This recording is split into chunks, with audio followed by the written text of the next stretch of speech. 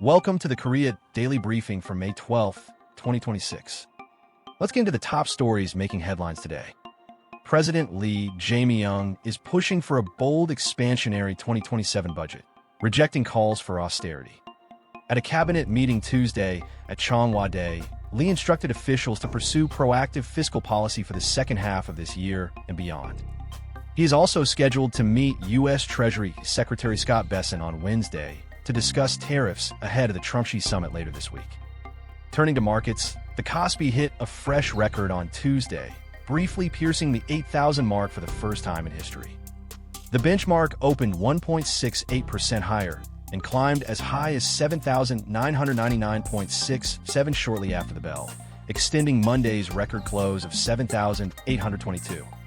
JP Morgan now sees the index reaching 10,000, though analysts warn memory stocks like Samsung and SK Hynix are driving roughly 70% of this year's gains.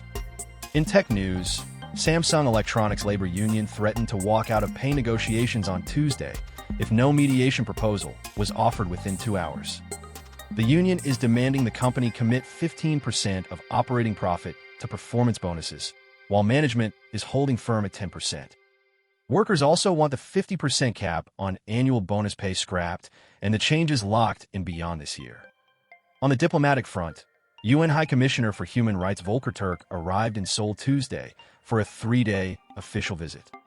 It is the first visit by a UN human rights chief to Korea in 11 years, the previous one dating back to 2015. Separately, Seoul launched a pilot program allowing small businesses in 89 underpopulated regions to hire foreign workers on a new F2, a regional talent visa to address the demographic crisis.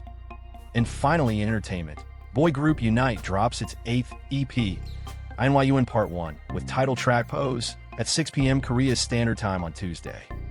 Drippin's Cha Dong-hyop releases his first solo single Duajundi the same hour, while rookie act Kraz Angel debuts its first EP Picasso at noon. That's all for today's Korea Daily Briefing. Thank you for watching.